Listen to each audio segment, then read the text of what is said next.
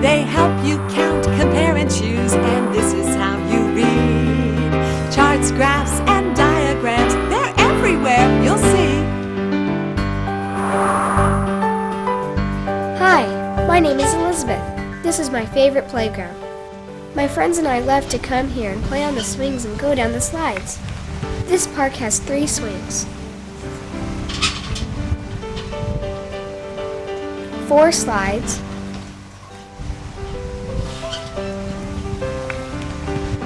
and 5 fun friends.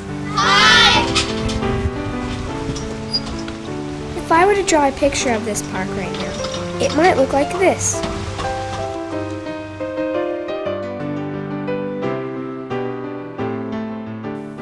Here are the swings, the slides, and friends. Now I would like to show you another kind of picture. It's called a bar graph. Graphs. A bar graph helps make things clearer or easier to understand. We can also compare numbers of things. The height of the bar shows the amount of each thing we are counting. A taller bar has more than a shorter bar. Now, let's build a bar graph ourselves of the things we saw in the park today. On the bottom of our graph, let's put pictures of the things we want to count. First the swings. Now the slides. And Elizabeth's friends.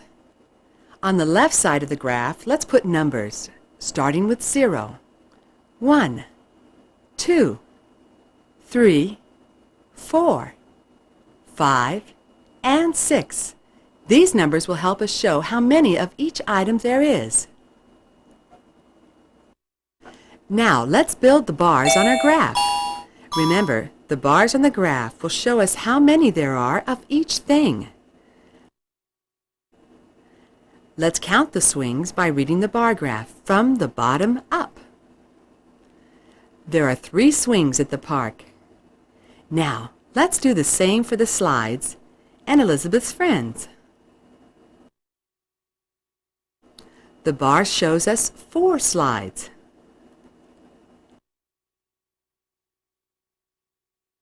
And the bar for the friends stops at 5. There are 5 friends. With our finished bar graph, we can quickly and easily answer questions about the park. What are there the most of in the park? By looking at the bar graph, we can answer the question without having to count each item. The tallest bar is for friends. There are more friends than swings or slides. What are there the least of in the park? Looking at the graph, we can quickly see that the smallest bar is the swings. So the swings are what we have the least of at the park. With a bar graph, we don't have to count again. This is my pet Rags. She's a miniature schnauzer. Do you have a pet? For a school assignment, I built a bar graph, like this. It shows all the different pets my classmates and I own.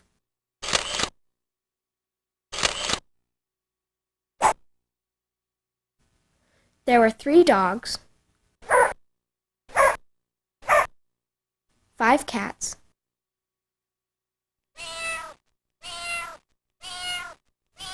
2 birds,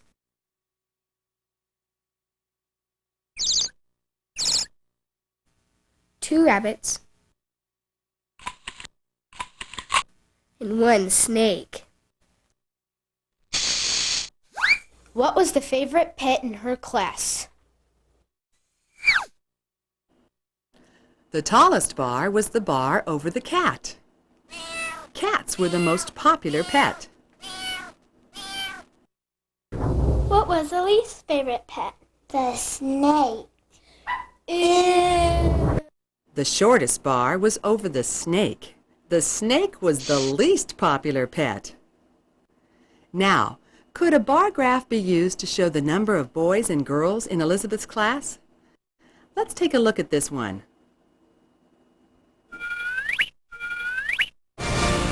That was easy. There are definitely more girls than boys. If 2 girls moved away and 2 boys moved into Elizabeth's class, what would happen to our bar graph? Both bars are the same height. Now we can see there are the same amount of boys and girls.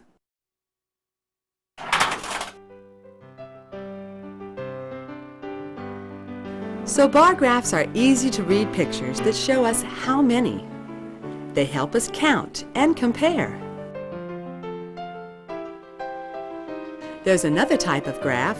It's called a line graph. A line graph shows changes over time. Everything changes over time. Your neighborhood, city, and even state has changed over the years. You are taller now than you used to be.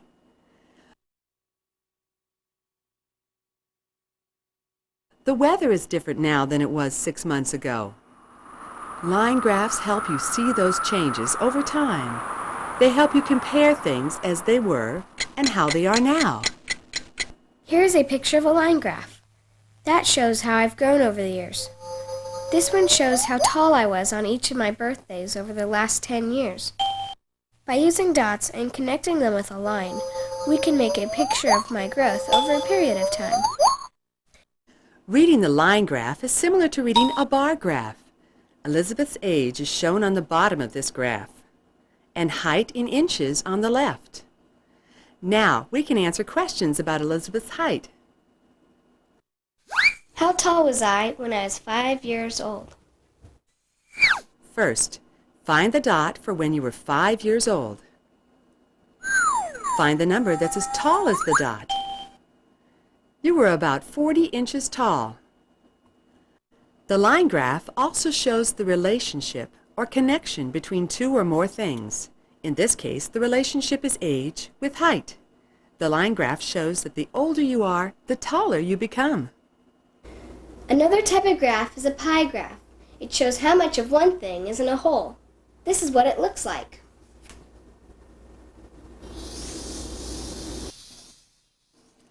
Look at this pie graph. The whole pie stands for all the children going to Elizabeth's school. There are 4 classes in the whole school. The pieces stand for each of the classes in the school, a part of the whole. Not all the pie pieces are the same size, because the classes are not all the same size. Which class is the biggest in the school?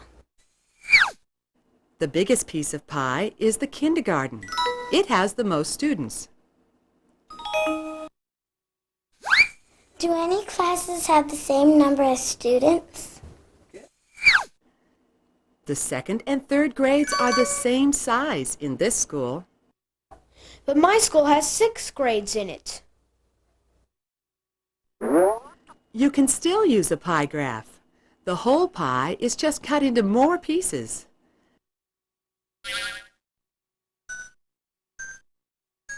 The pie graph lets us quickly and easily answer questions about the whole school and parts of the whole. The graphs we have seen all use numbers to help us understand and compare different things. A bar graph to quickly count and compare. A line graph to show how things change over time. And a pie graph to show how much there is of one thing within a whole. There's another way to look at things, in a chart. Here's charts.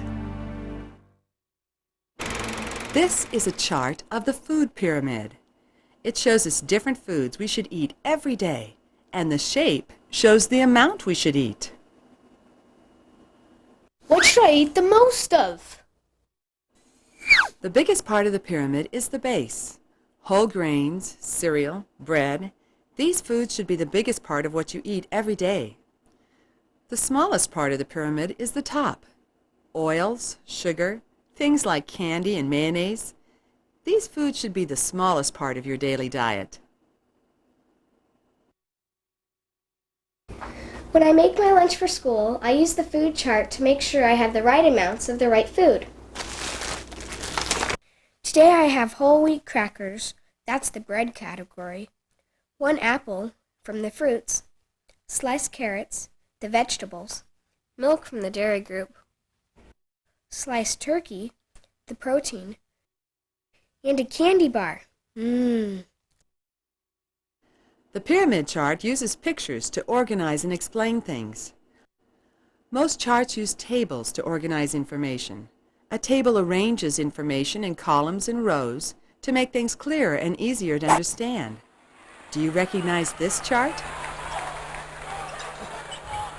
Last night I went to see my sister's basketball game. It was really great. I saw lots of charts and diagrams. Can you see them too? The scoreboard is a chart that uses numbers. It shows how many points each team has, and it changes every time a team scores points. This chart shows all the basketball teams that this team will play against. The scorekeeper is making a chart in a book that will tell what each player has done in this game.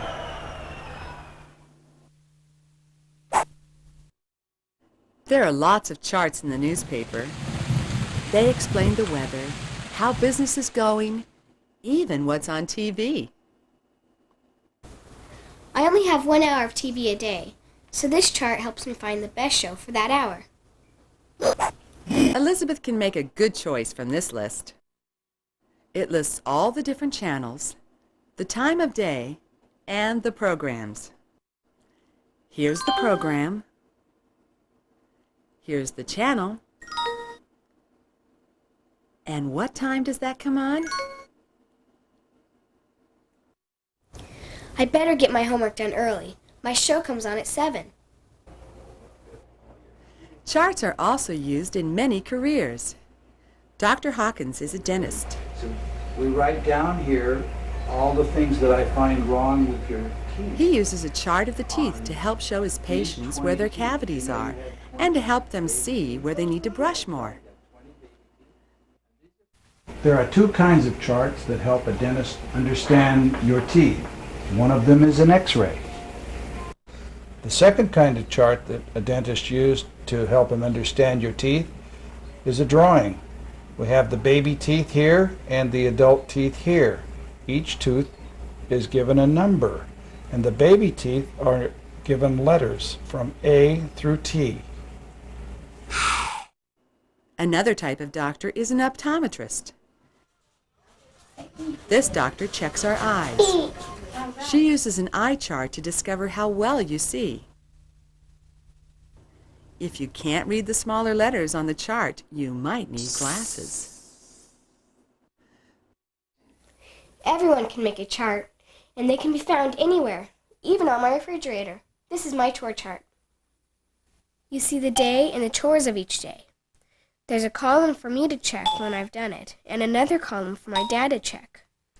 The rows and the columns make it easy to see in a glance if all my jobs are done. Charts often organize information in rows and columns, a table. Some use pictures to show details and changes. In that way, they're similar to diagrams. Diagrams. Have you ever tried to put something together without reading the directions? Sometimes you guess right, and sometimes you don't. Let's try it again using a diagram. A diagram is a plan, sketch, drawing, or outline that explains and shows how something works. By following the pictures in each step, the diagram shows us exactly what pieces to use and how to connect them.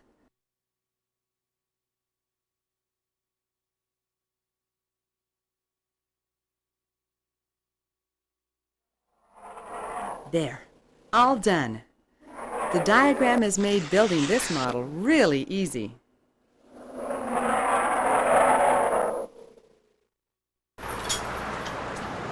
If you visit someplace you've never been before, a diagram can help you find your way around.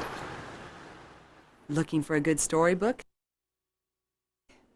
just follow the diagram to the children's section. You know, a diagram can even save your life. You've had a fire drill at school. When you leave the room, you are actually following the diagram of an escape route. We even have a fire escape plan for our home. This is the diagram of the inside of my house. Here's my room. When I hear the smoke detector, I crawl out my bedroom door, into the hall, down the stairs, and out the front door to meet my family at the tree in our front yard. But if there's smoke in the hall, I let down the special ladder and go out the window. Charts, graphs, and diagrams are tools that can help us. Let's review.